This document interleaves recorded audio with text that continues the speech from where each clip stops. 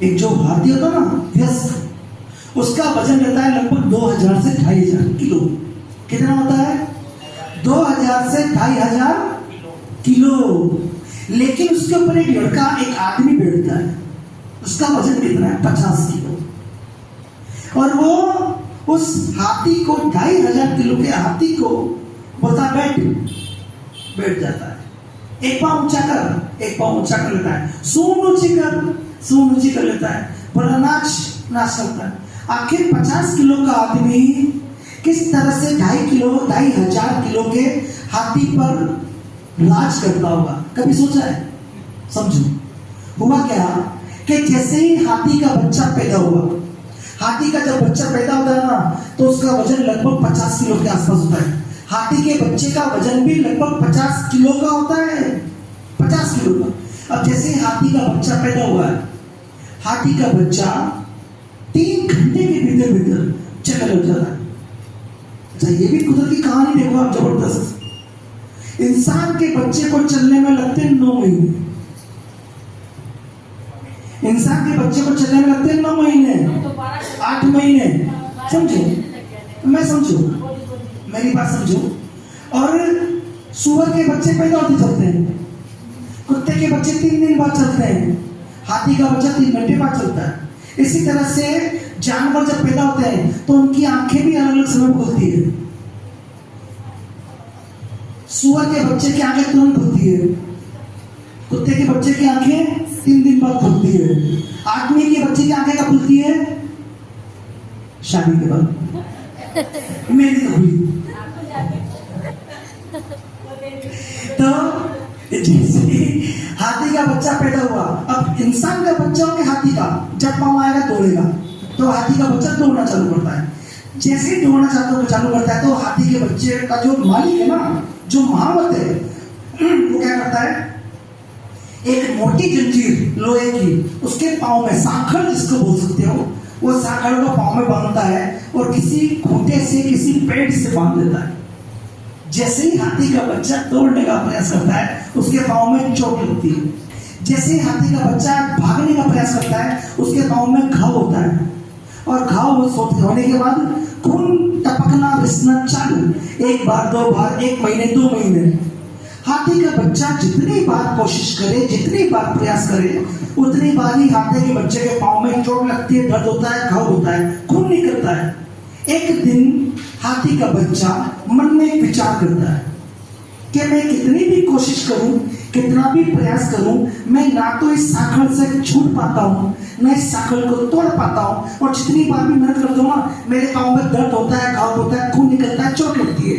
तो एक दिन हाथी का बच्चा कोशिश करना क्या करता है? बंद। जैसे ही अभी हाथी का जो मालिक है ना, वही सारी एक्टिविटी को, गतिविधियों को, कार्यविधि को ध्यान से देख रहा है। जैसे ही वो हाथी का बच्चा काम करना, मेहनत करना बंद करता ना, हाथी के मालिक की मनोवैज्ञानिक जीत हो जाती है कि अब ये कोशिश नहीं कर रहा है। अब हाथी का बच्चा क्या करता है? कोशिश नहीं करता। और हाथी का मालिक क्या करता है? 2500 किलो का हाथी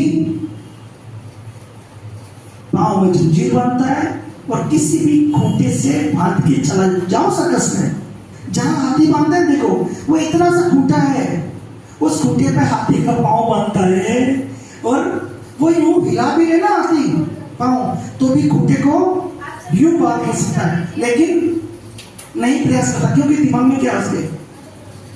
डर। दिमाग में क्या है? मनोवैज्ञानिक त्रास, खराबी, कि यार मैं कितनी भी कोशिश करूं, इस डर को आपको बाहर निकालना है। आपको यहाँ संभालने के लिए नवजीवन परिवार बैठा है।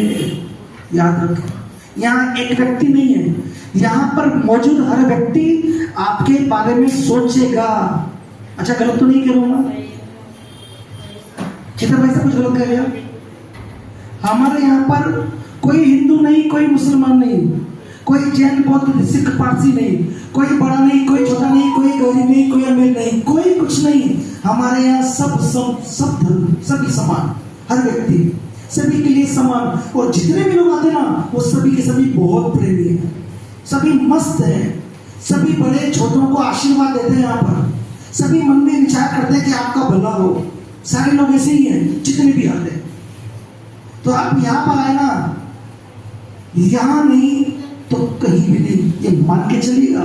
मैं मजाक नहीं कर रहा हूँ, क्योंकि it is an act of the God. ये वो कार्य है जो हम ईश्वर के अधीन होकर, ईश्वर को समर्पित करके ये काम हम करते हैं। हर चीज मैं बड़े गर्व से, बड़े I am not a doctor, मैं कोई डॉक्टर नहीं, मैं कोई पीर फकीर संत नहीं, लेकिन मैं एक बहुत ग्रेट बिलीफ से मुट्ठी बांध के कहता हूँ कि आप ठीक हो जाओगे। और मेरी इस बात की रक्षा मेरा ईश्वर करता है। सच बता रहा हूँ, मैं मजाक नहीं कर रहा हूँ। मैं जो ऐसा मैंने कहा ना, तो उसके पीछे मेरी स्टाफ की मेरे साथ उस ईश्वर का पूरा हाथ, पूरा आशीर्वाद होता है पूरा। तो ऐसा नमस्कार, कोशिश करूंगा संडे आप भी आइए 7:30 से 8:30 किशोर सागर तालाब, प्रयास करें, मजा आएगा। यहाँ पर आप तकलीफ आएगी, शुरू में चक्कर आएंगे, उल्टी होएगी, जी घबराएगा, कभी कभी ऐसा भी लगेगा बड़ी थकी आज नहीं चलूंगा, लेकिन ये नहीं करना, ये आपको नहीं करना। ये समझिएगा कि कभी कभी ऐसा होता है, परीक्षा होती है और वो परीक्षा चूक गए ना तो क्या होगा, मैं फेल हो जाए। तो ये परीक्षा है।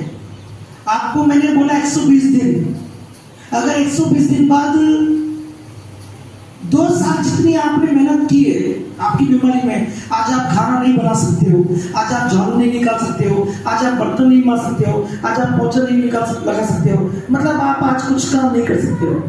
अगर 4 महीने बाद ये सारे काम कर पाओ तो समझिएगा कि जीवन हम सही कर रहे हैं। और ये ऐसा होगा, ऐसा होगा।